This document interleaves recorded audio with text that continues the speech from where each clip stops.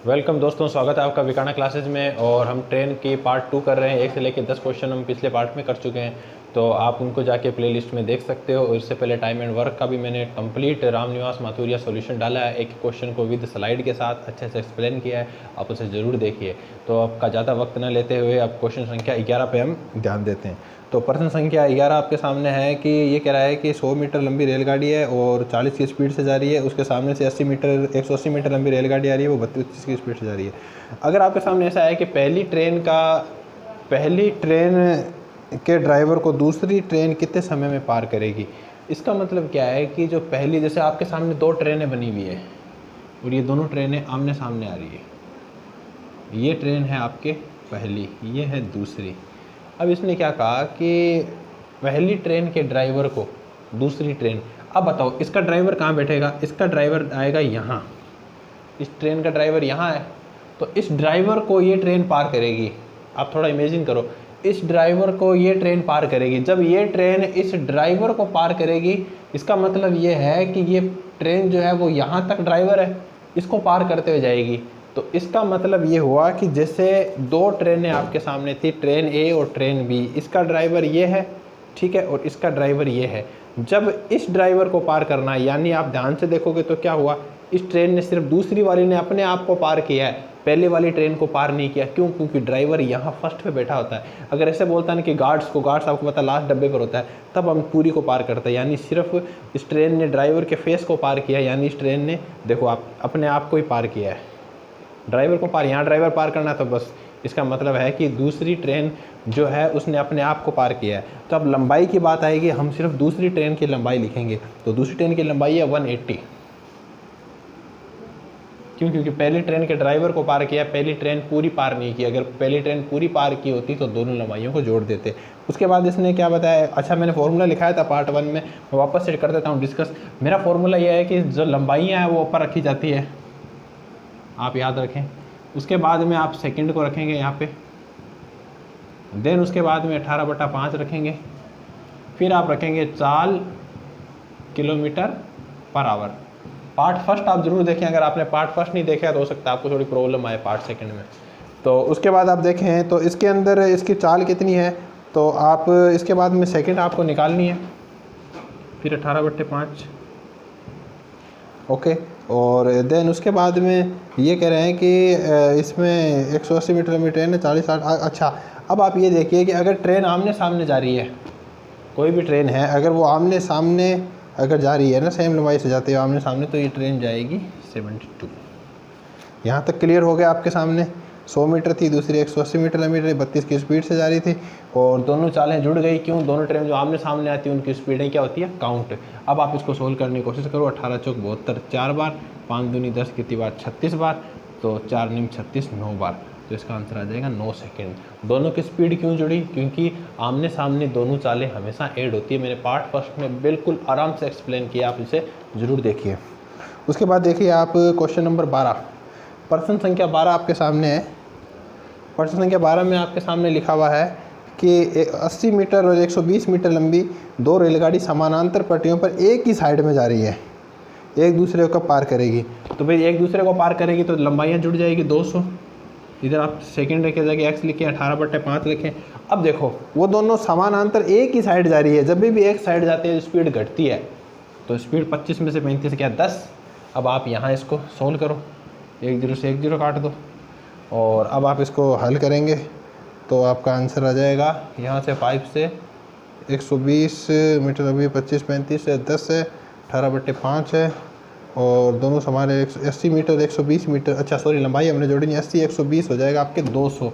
तो देन यहाँ 120 की जगह हमें लिखना पड़ेगा 200, ठीक है। 1 0 से 1 0 कैंसिल, 5 चौक 20, 18 चौक 72, तो 72 सेकेंड्स जो है वो आपका इसका राइट आंसर आ जाएगा। बिल्कुल आसान सा था, लंबाइयाँ योग करनी थी, और लंबाइयाँ कितनी दी? 80 और 120 है, 80 120 200। क्लियर हो गया? देन उसके बाद में आइए अगला क्वेश्चन, प्रश्न संख्या 13। प्रश्न संख्या 13 आपके सामने है। इसमें लिखा हुआ है कि 2 रेलगाड़ी 70 और 52 की स्पीड के चाल से जा रही है। धीमी गति वाला ट्रेन में बैठा व्यक्ति अनुभव करता है कि तेज़ वाली ट्रेन से 22 सेकंड में पार करती है। तेज़ वाले ट्रेन की लंबाई ज्ञात करो। सिंपली आपको कुछ नहीं करना, तेज़ वाले ट्रेन की लंबाई ज्ञात करनी है। लंबाई की जगह आप x मान लीजिए, नीचे आप देखिए सेकंड कितना दिया हुआ है, सेकंड दिया हुआ है 22, इधर लिखा हुआ 18/5। अब आप उसके बाद में ये देखिए, उसके बाद इसने क्या लिखा कि दोनों ट्रेन एक ही दिशा में जा रही है। अब आप एक बात बताइए, जब ट्रेनें एक ही दिशा में जा रही है तो क्या उनकी जो स्पीड है वो माइनस नहीं होएगी? जब ट्रेन एक ही साइड में जाए तो स्टूडेंट उनकी जो स्पीड होती है वो माइनस होती है। पहले स्पीड दी है 70, दूसरी दी है 52, 70 में से 52 यानी 70 में से 52 आप घटाओगे तो आपके सामने बचेगा 18, और ये आपके 18 से 18 कैंसिल, और ये आपके आ जाएगा 110 मीटर। बिल्कुल आसान सा क्वेश्चन था, एक ही फॉर्मूले से मैं सारे क्वेश्चन कराए। पार्ट 1 में मैंने इसी से कराया, पार्ट 2 में भी इसी से कराऊंगा। उसके बाद आप देखिए प्रश्न संख्या 14। प्रश्न संख्या 14 में आपके सामने लिखा हुआ है कि दो ट्रेन है 90 किलोमीटर और 54 किलोमीटर की पर दिशा से जा रही है। तेज़ चलने वाला धीमे चलने वाला ट्रेन बैटरी 9 सेकंड में पार करता है। तेज़ चलने वाला ट्रेन की चाल ज्ञात कीजिए। तो भाई समय की जगह आप इसको लिख दीजिए 9, ठीक है, और आपके सामने जो है वो लंबाई बतानी है। लंबाई की जगह आप x लिखिए, इधर 18/5 करिए। और अब आप एक चीज़ देखिए कि ट्रेन जो है वो एक ही साइड जा रही है, तो आप इसको माइनस कर लीजिए। तो ये 54 में से चाल से चल रही है और तेज़ कर धीमी ट्रेन व्यक्ति को 9 सेकंड पार करती है। तो 90 में से 54 आप माइनस करिए, 90 में से 54 आप माइनस करेंगे तो आपके सामने बचेगा 36। 18 दूनी 36, 2 बार, 5 दूनी 10 और ये 90। तो इसका राइट आंसर हो जाएगा 90 सेकंड। तो 90 जो है वो आप ऑप्शन नंबर बी इसका राइट आंसर है 14 का। प्रश्न संख्या 15 देखिए, काफ़ी अच्छा क्वेश्चन है। इस प्रश्न में आपके सामने लिखा है कि 1 से लेके बी तक यानी कि पूरा डिस्टेंस जो है वो 100 किलोमीटर का है। ऐसे क्वेश्चन आप कैसे करें? देखो, इसने कहा कि पूरा जो डिस्टेंस है वो 100 किलोमीटर का दिया हुआ है, और उस 100 किलोमीटर के अंदर जो है वो 2 ट्रेनें हैं, और वो ट्रेनें अगर एक ही साइड में जाए, दोनों ट्रेनें एक ही साइड में जाए ना, तो वो 5 घंटे लेती है। यानी एक साइड में ट्रेनें जाती है तो इसका मतलब दोनों जो ट्रेनों के चाल का जो अंतर है ना वहाँ मिलेगा। यानी कि दोनों ट्रेनें एक ही साइड जाए तो 5 घंटे में, यानी कि 20 किलोमीटर पर आवर। ये 20 किलोमीटर पर आवर क्या, देखिए 20 किलोमीटर पर आवर का मतलब है कि दोनों के चालों का अंतर।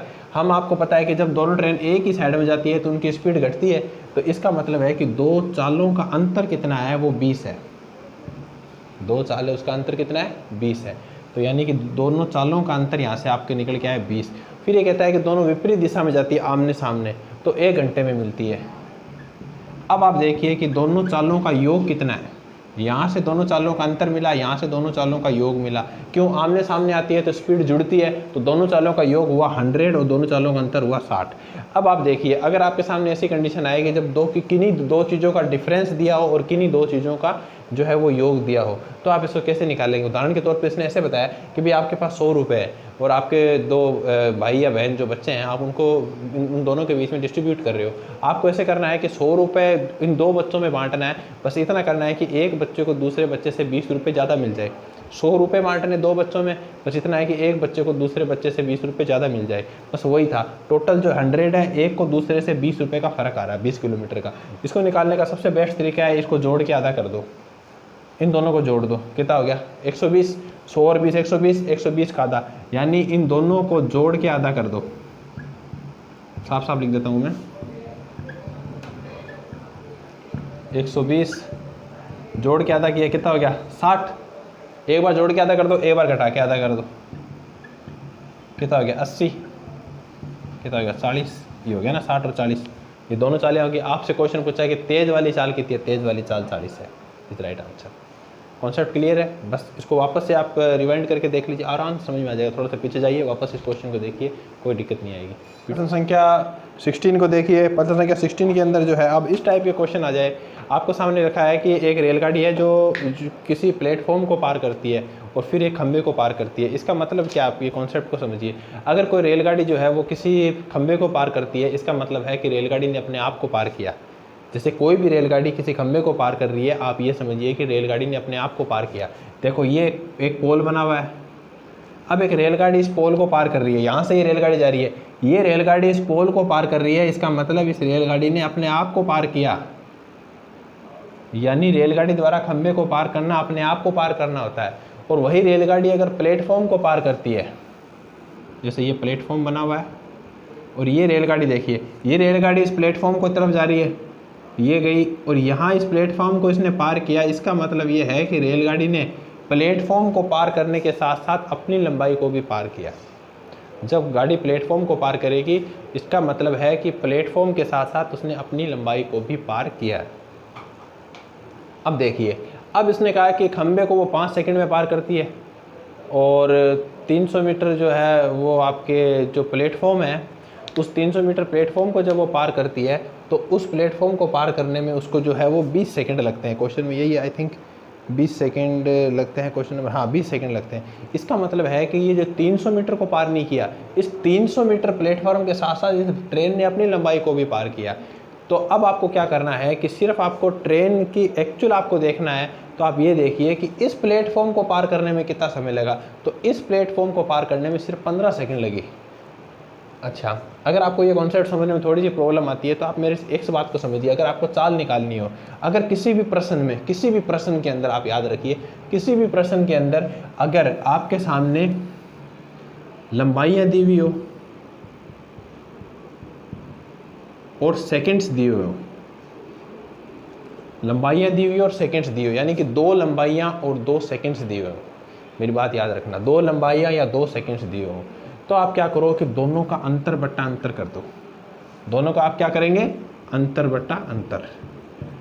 ये अंतर बट्टा अंतर जो है वो आपकी चाल निकाल के आ जाएगा, यहाँ से आपकी स्पीड निकल के आएगी। अगर आप 2 लंबाइयाँ और 2 सेकंड्स दिए हुए हैं, दोनों का डिफरेंस करिए, यहाँ से आपके जो है वो क्या निकल के आएगा, चाल निकल के आएगी। तो आप ये देखिए कि अब इसने 2 लंबाइयाँ क्या है, एक तो 300 मीटर जो है वो प्लेटफॉर्म की लंबाई है और खंबे की लंबाई कुछ नहीं, तो आप मान लो खंबे की लंबाई 0 मान लो, तो 300 माइनस 0 करोगे तो कितना आएगा, 300 आएगा।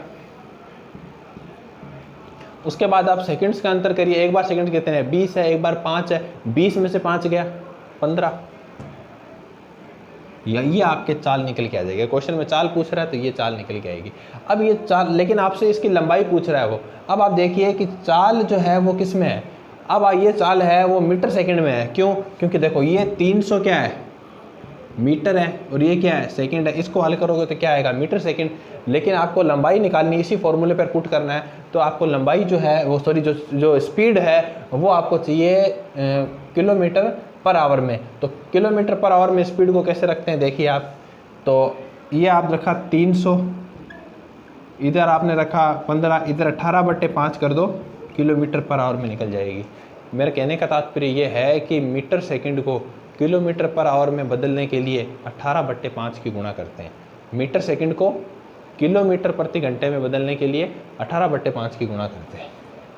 उसके बाद में ट्रेन की लंबाई आप x मान लो, और ट्रेन अपने आप को कब पार कर रही है, 5 सेकंड में, वो आप 5 लिख लो, इंटू 18/5 करो। मैंने यहाँ पे 5 सेकंड लिया है। मैं इसको एक और तरीके से आपको बताऊँगा, आप वीडियो मेरे साथ रहिए, एक चीज़ और बताऊँगा आप इसमें। इसको आप सोल्व करिए, आप इसको सोल्व करोगे आप तो देखो 18/5 से ये पूरा 18/5 कैंसिल हो गया, ठीक है। ये 15 दूनी 30 कितनी बार गया, 20 बार, 20 5 100, ये आ गया आपके 100 मीटर। अब आपके माइंड में एक प्रश्न यहाँ से उत्पन्न हो सकता है कि मैंने इसको 5 को लिया, अगर इस 5 की जगह मैं अगर 20 सेकंड को लेता तब भी क्या मेरा आंसर आ जाता, यानी मैं प्लेटफॉर्म की लंबाई को लेता तो यकीनन मेरा आंसर आ जाता। मैं यहाँ पे सोल्व करके बता रहा हूँ, यहाँ पे मैं ले रहा हूँ x प्लस 300। क्यों, मैंने अभी आपको क्या बताया, जब गाड़ी प्लेटफॉर्म को पार करेगी तो अपने आप को भी पार करेगी, यानी अपने आप गाड़ी को पार किया प्लस प्लेटफॉर्म की लंबाई को पार किया, और इस दौरान लगने वाला समय था 20 सेकंड, और यहाँ मैंने किया 18/5, और यहाँ जो चाल थी वो कितनी थी, 300 भाग 15 इंटू 18/5। देखो ये कैंसिल हो गया इससे, ये कितनी बार जाएगा, 20 बार, ये इससे गुणा होकर वज्र गुणा कितना होगा 400, x प्लस 300 बराबर 400, पक्षांतरण किया, 400 में से 300 गया 100। ये देखो, अब चाहे तो आप इस तरीके यहीं से निकाल सकते हो, चाहे तो आप इस दूसरे तरीके से भी निकाल सकते हो। इन दोनों तरीके से आप निकालोगे इसका आंसर 100 ही आएगा, किसी भी कंडीशन और सिचुएशन में इसका आंसर चेंज नहीं होगा। आपको समझ में आ गया होगा आई होप। स्टूडेंट प्रश्न संख्या 17 देखिए, 17 नंबर प्रश्न। प्रश्न नंबर 17 के अंदर लिखा हुआ है कि 150 मीटर लंबी एक गाड़ी जो है वो 36 की स्पीड चल रही है। कोई आदमी उस गाड़ी की दिशा में 9 की स्पीड से साइकिल लेके आ रहा है, उसी साइड में आ रहा है। देखो गाड़ी की दिशा में जिस साइड गाड़ी जा रही है, देखो इस साइड गाड़ी जा रही है, ये आदमी भी इसी साइड जा रहा है। बताओ, ये दोनों एक ही डायरेक्शन में जा रहे हैं। जब सेम डायरेक्शन में जाइए तो चाल जो है वो हमेशा आपके माइनस होएगी। तो 36 और -9, तो आप चाल कितनी आ जाएगी? फॉर्मूला आपको याद है, बार बार लिखने की आवश्यकता नहीं है, फिर भी मैं लिख देता हूँ। सारी लंबाइयाँ एक साइड रहेगी, नीचे सेकंड रहेगा, इधर 18/5 रहेगा, इधर चाल रहेगी किलोमीटर पर आवर में। हर क्वेश्चन में मैं ये चीज़ बता रहा हूँ। तो यहाँ से इसको माइनस किया, क्यों? क्योंकि दोनों सेम डायरेक्शन में जाती है। जब भी कोई चीज़ दोनों सेम डायरेक्शन में जाती है तो उसकी चाल जो है वो आपके माइनस हो जाती है। तो 36 में से 9 गया, 27 बचा, और इधर मैं 18/5 लिखता ही हूँ, ठीक है।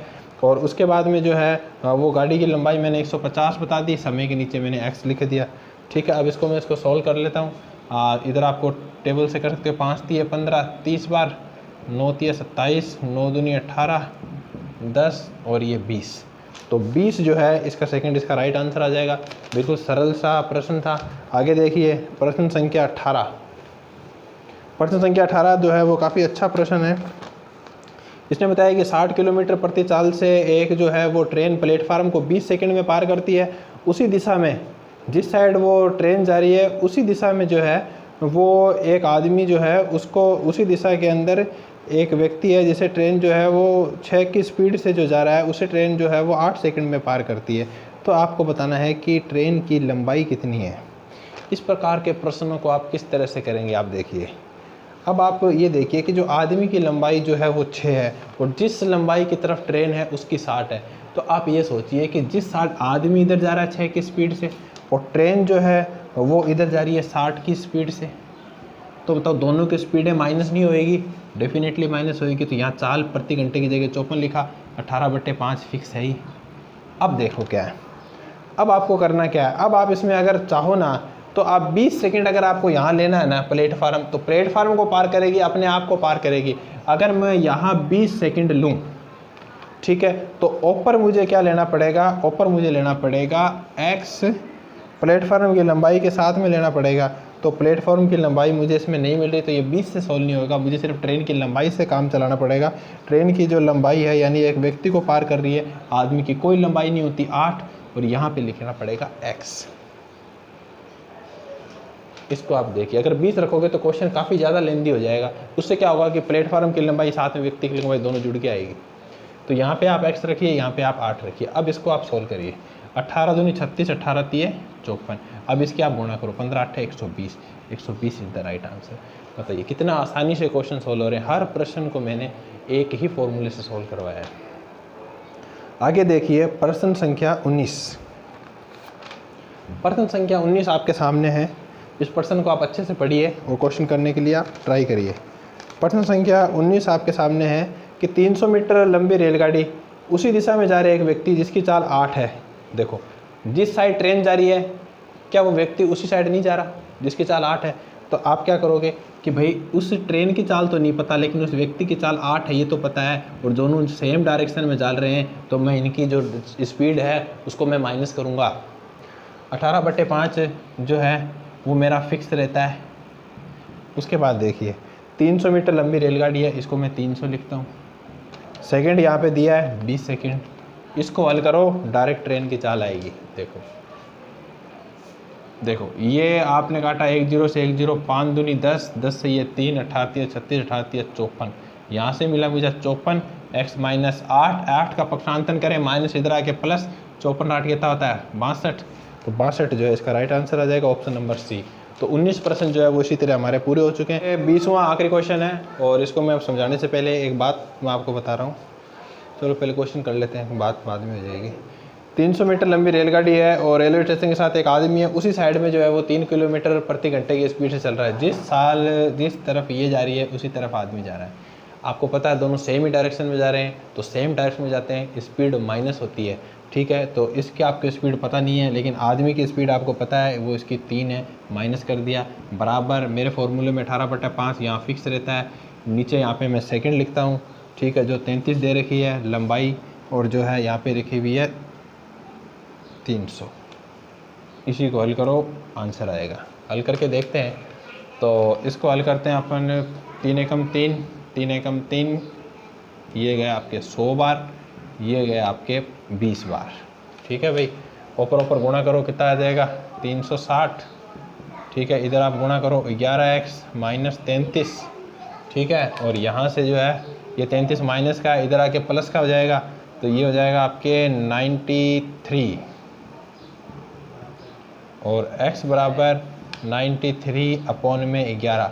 अब आप देखिए क्या किसी विकल्प में है ये, देखिए देखो 11 तिया 33, पीछे बचा 6, 11 पाँचे 55, ये आ गया 35 सही 8/11, ये आपका विकल्प नंबर डी था। तो इस तरीके से हमने 20 क्वेश्चन किए। अब आप दोस्तों आप मुझे ये बताइए कि आज हमने 10 से 11 से लेकर 20 तक क्वेश्चन किए, उससे पहले पार्ट 1 भी हम कर चुके हैं। एक ही फार्मूला मैं आपके सामने लेके चल रहा हूँ, उस एक ही फार्मूले में जो है ये इस किताब में इस एक्सरसाइज से संबंधित जितने भी प्रश्न हैं वो सारे प्रश्न मैं सिर्फ इसी फार्मूले को रखते हुए जो मैंने आपको लिखाया है उसी के अकॉर्डिंग मैं आपको पूरा कराऊंगा। आप मुझे ये यकीन से बताइए, आप कमेंट में ज़रूर लिखिए, क्या इसी एक ही फार्मूले से आपने कहीं देखा है कि सिर्फ इसी फार्मूले से पूरे एक्सरसाइज को किस तरह से जो कंप्लीट किया जा रहा है। अगर आपको अच्छा लग रहा है तो अपनी राय जो है वो ज़रूर हम तक पहुंचाएं और इस चैनल को जो है वो लाइक और सब्सक्राइब करें और अपने दोस्तों के साथ शेयर करें। धन्यवाद।